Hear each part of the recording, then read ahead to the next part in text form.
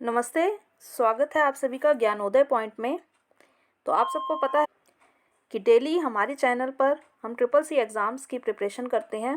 तो आज के हमारे 35 क्वेश्चंस हैं जो कि मोस्ट इम्पॉर्टेंट है। तो चलिए जल्दी से शुरू करते हैं बिना समय गंवाए। हमारा पहला क्वेश्चन है कि नंबर लिस्ट करने के लिए किस शॉर्टकट कुंजी का प्रयोग करते हैं, यानी कौन सी शॉर्टकट की का यूज़ करते हैं। तो आपको पता होना चाहिए कि हम F12 शॉर्टकट की का यूज़ करते हैं, तो जो कि हमारा बी नंबर पे दिया हुआ है। तो ये बिल्कुल सही आंसर है। तो जल्दी से हम लोग अब नेक्स्ट क्वेश्चन देख लेते हैं। तो हमारा नेक्स्ट क्वेश्चन है insert row in which menu in Calc. So answer is sheet menu, जो कि ए नंबर पे दिया हुआ है। तो हम इसको मार्क कर लेंगे। So this is right answer. Next देख लेंगे। नेक्स्ट क्वेश्चन हमसे पूछा गया है कि लिब्रा ऑफिस राइटर में फॉन्ट साइज इंक्रीज करने की शॉर्टकट की क्या है। तो इंक्रीज यानी कि फॉन्ट साइज को बढ़ाने की। तो एक तो हमारा ये ऑप्शन CTRL प्लस ये कॉलम वाला ऑप्शन दिया हुआ है। दूसरा हमारा यहाँ बी नंबर पे दिया हुआ है। तो दोनों से ही हम फॉन्ट साइज इंक्रीज कर सकते हैं। तो यहाँ पे दोनों ही सही होगा। तो पहले नंबर पे क्योंकि ए दिया हुआ है तो आप ए को मार्क कर सकते हैं। नेक्स्ट देख लेंगे। सॉरी, यहाँ पर ए एंड बी बोथ का भी ऑप्शन दिया हुआ है। तो हम ये पहले वाले मार्क ना करके यहाँ पर ए एंड बी बोथ पर चेक करेंगे। नेक्स्ट फोर्थ नंबर पे हमसे क्वेश्चन पूछा गया है कि GUI पर क्या आधारित है, या GUI किस पर आधारित है। तो पहली बात तो आपको GUI की फुल फॉर्म पता होनी चाहिए, जो कि है graphical user interface. Graphical user interface, okay. यहाँ मैंने शॉर्ट में लिख दिया है, आप समझ जाइएगा। तो ये किस पर आधारित है। तो यहाँ पर हमारा लिनक्स आंसर बिल्कुल सही है,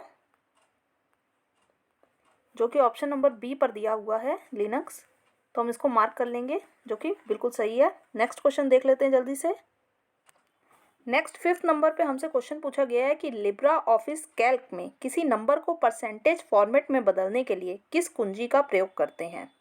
तो देखिए इसके लिए तो शॉर्टकट की है CTRL प्लस शिफ्ट प्लस 5। तो ये हमारी देखिए ये बी नंबर पे दी हुई है। तो हम इसको मार्क कर लेंगे, जो कि बिल्कुल सही है। आप याद रखिएगा कि इसको परसेंटेज फॉर्मेट में बदलने के लिए CTRL प्लस शिफ्ट प्लस 5 का प्रयोग करते हैं। नेक्स्ट क्वेश्चन देख लेते हैं। देखिए ये सब जो मैं क्वेश्चंस आपको करा रही हूँ ये हाल ही में पिछले 2 ईयर्स में काफ़ी पूछे गए हैं ट्रिपल सी के एग्ज़ाम में। तो एक ये क्वेश्चन अक्सर पूछा जा रहा है कि व्हाट्सएप ग्रुप में कितने सदस्य हो सकते हैं। तो व्हाट्सएप ग्रुप आप सब यूज़ करते हैं और आपको पता होना चाहिए कि मैक्सिमम इसमें कितने कैंडिडेट या व्यक्ति हो सकते हैं। तो ये ए नंबर ऑप्शन सही लग रहा है, ए 256। तो हम इसको मार्क कर लेंगे, जो कि बिल्कुल सही आंसर है। नेक्स्ट क्वेश्चन देख लेंगे अब। 7 नंबर क्वेश्चन पे हमसे पूछा गया है कि पेटीएम का आविष्कार किसने किया। आप सब जानते हैं कि आजकल ऑनलाइन ट्रांजैक्शंस के लिए हम लोग UPI वगैरह का बहुत यूज़ कर रहे हैं और ई-वॉलेट्स का यूज़ हो रहा है। तो ई-वॉलेट्स में पेटीएम का यूज़ हो रहा है और आपको पता होना चाहिए कि पेटीएम का आविष्कार किसने किया। तो पेटीएम का आविष्कार जो है वो विजय शेखर शर्मा जी ने किया था, जो कि सी नंबर पे हमें दिया गया है। हम इसे मार्क कर लेंगे। तो सी इज़ राइट आंसर। चलिए जल्दी से नेक्स्ट क्वेश्चन देखते हैं। नेक्स्ट बहुत इजी सा क्वेश्चन पूछा गया है कि फेसबुक क्या है। देखिए फेसबुक ना तो कोई सर्च इंजन है ना ब्राउज़र है। तो फेसबुक है एक सोशल मीडिया जिस पे हम जिससे भी चाहें वो कम्युनिकेट कर सकते हैं। तो ये एक सोशल मीडिया है, तो इसको मार्क कर लेंगे। नेक्स्ट देखेंगे। हमसे 9 नंबर क्वेश्चन में पूछा गया है कि अमोल्ड का पूर्ण रूप क्या है, यानी ये जो AMOLED है इसकी फुल फॉर्म क्या है। तो इसमें यहाँ पर ए का मीनिंग एक्टिव से है, एम का मतलब matrix organic light emitting diode. तो इसकी फुल फॉर्म है active matrix organic light emitting diode. तो ये हमारा ए नंबर पे दिया हुआ है, इसे हम मार्क कर लेंगे, जो कि बिल्कुल सही आंसर है। नेक्स्ट देखेंगे। देखिए ये सारे क्वेश्चंस जो हैं वो ट्रिपल सी के एग्ज़ाम्स में बहुत बार पहले भी रिपीट हुए हैं और बहुत मोस्ट इंपॉर्टेंट क्वेश्चंस हैं। तो ध्यान से समझिएगा और ध्यान में रखिएगा। तो नेक्स्ट है हमसे 10 नंबर पे पूछा गया है कि क्लाउड कंप्यूटिंग में कितने डायमेंशंस हैं। तो इसमें देखिए 3 डायमेंशंस होते हैं, जो हमारा ऑप्शन नंबर ए पे दिया हुआ है। इसे हम मार्क कर लेंगे। याद रखिएगा क्लाउड कंप्यूटिंग में 3 डायमेंशंस होते हैं। नेक्स्ट क्वेश्चन देख लेंगे। 11 नंबर क्वेश्चन पे हमसे पूछा गया है कि भारत के किस स्थान को सिलिकॉन वैली कहा जाता है। तो बेंगलोर को सिलिकॉन वैली कहा जाता है। बेंगलोर हमारा सी नंबर पे दिया हुआ है, इसे मार्क कर लेंगे। So Bangalore is right answer. Bengaluru भी कई बार लिखा होता है, तो आप ध्यान में रखिएगा।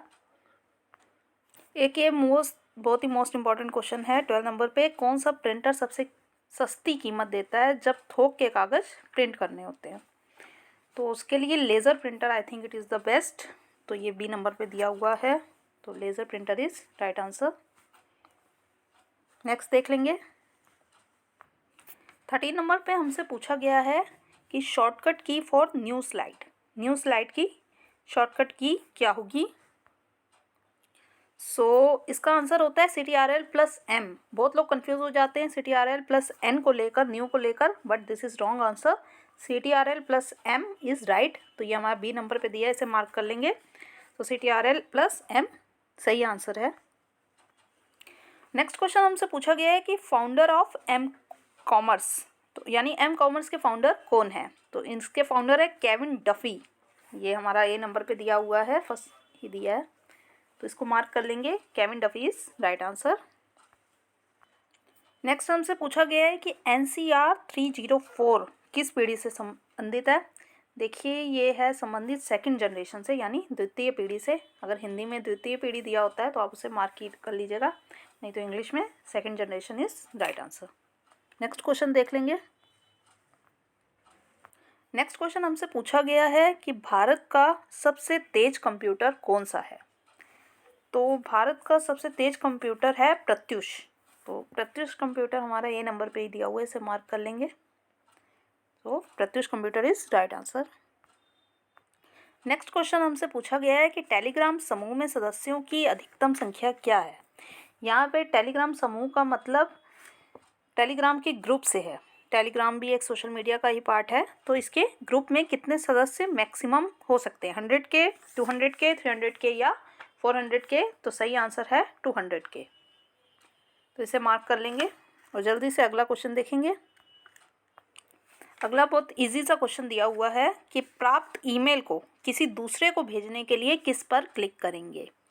यानी आपको ऑलरेडी एक ईमेल आया है, उसे आपको दूसरे को भेजना है, तो आप किस पे क्लिक करेंगे? तो जाहिर सी बात है फॉरवर्ड पे क्लिक करेंगे, यानी हमें आगे भेजना है।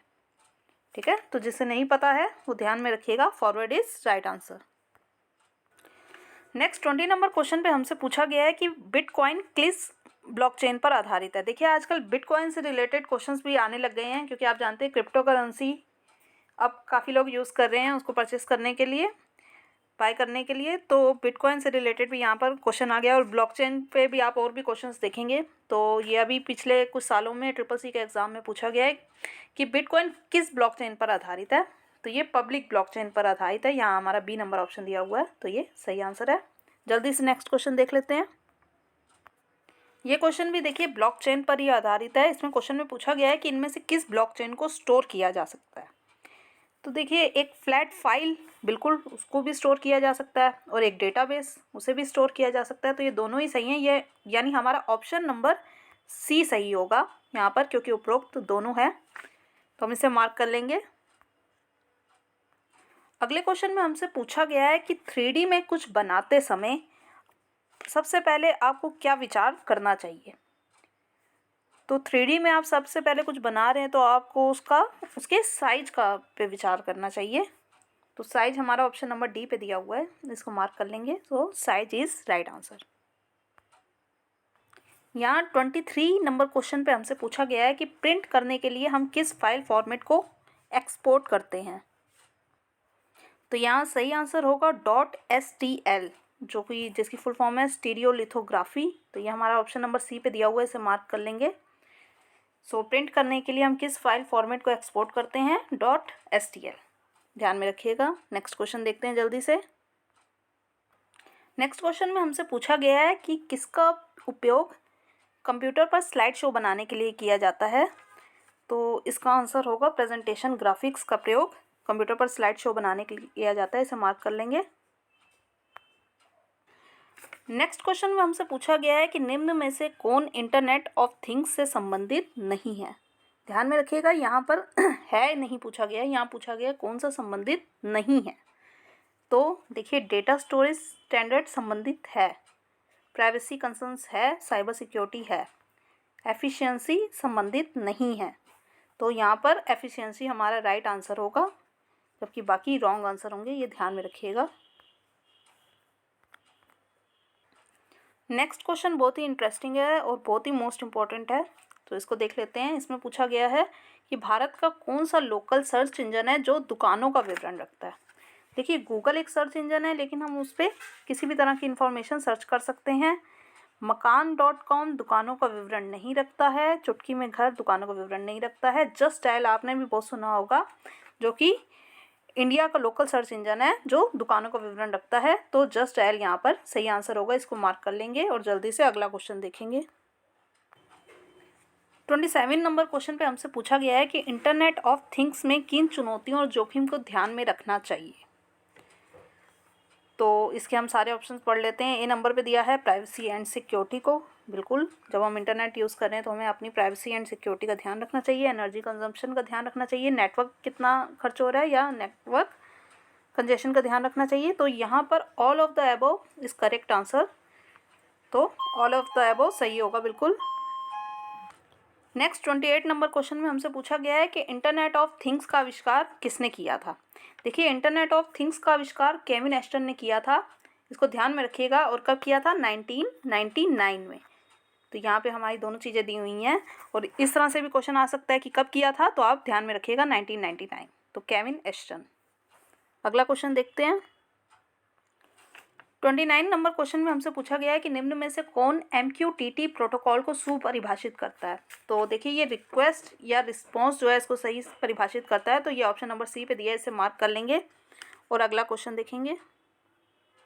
30 नंबर क्वेश्चन पे हमसे पूछा गया है कि पहली स्वीकृत IoT डिवाइस का क्या नाम है। सो इसका राइट आंसर है बी, ATM। तो इसको मार्क कर लेंगे। तो ATM इज राइट आंसर है। यहाँ हमसे पूछा गया है कि वर्ड काउंट कौन से मेन्यू में पाया जाता है। ये टूल में पाया जाता है, टूल बॉक्स में आप देख सकते हो। So a is right answer.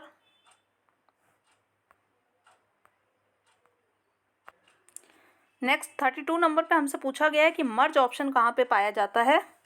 तो देखिए, मर्ज ऑप्शन जो है वो फॉर्मेट में पाया जाता है, ए फॉर्मेट में। तो ये सही होगा। नेक्स्ट क्वेश्चन देख लेंगे। 33 नंबर क्वेश्चन में हमसे पूछा गया है कि SNMP यूज फॉर, यानी SNMP किस लिए यूज़ किया जाता है। तो यहाँ पर इसका राइट आंसर होगा नेटवर्क मैनेजमेंट के लिए, जो कि सी नंबर पे दिया है। इसको मार्क कर लेंगे और अगले क्वेश्चन पे जाएंगे। एक ये बहुत ही इजी सा क्वेश्चन दिया गया है कि कट कॉपी से पहले आप क्या करेंगे। तो अगर आप लोगों ने कंप्यूटर थोड़ा भी यूज़ किया है तो आपको पता होना चाहिए कि जब तक आप टेक्स्ट को सिलेक्ट नहीं करेंगे, आप ना कट कर सकते हैं ना कॉपी कर सकते हैं। तो टेक्स्ट सिलेक्शन बहुत ज़रूरी है। तो यहाँ ए नंबर पे दिया हुआ है, टेक्स्ट सेलेक्ट करेंगे। तो हम इसको मार्क कर लेते हैं, बिल्कुल सही आंसर होगा। नेक्स्ट क्वेश्चन देख लेंगे, जो कि हमारा लास्ट क्वेश्चन है आज का। सो 35 नंबर क्वेश्चन पे हमसे पूछा गया है कि लिब्रा ऑफिस कैल्क में फंक्शन इंसर्ट करने की शॉर्टकट की क्या है। तो देखिए, इसकी शॉर्टकट की है CTRL+F2, जो कि ऑप्शन नंबर डी पे दी हुई है और हम इसको मार्क कर लेते हैं। सो आई होप आपको एग्ज़ाम में यह 35 क्वेश्चंस याद रहे हैं, क्योंकि ये बहुत मोस्ट इंपॉर्टेंट क्वेश्चंस हैं और अब प्रीवियस एग्ज़ाम्स में बहुत ज़्यादा पूछे गए हैं। तो आप इनको दोहरा सकते हो घर पर। So thanks for watching the video. और बाकी और भी मोस्ट इंपॉर्टेंट क्वेश्चंस के लिए CCC एग्ज़ाम के बने रहिए हमारे चैनल के साथ, ज्ञानोदय पॉइंट के साथ। Thank you so much.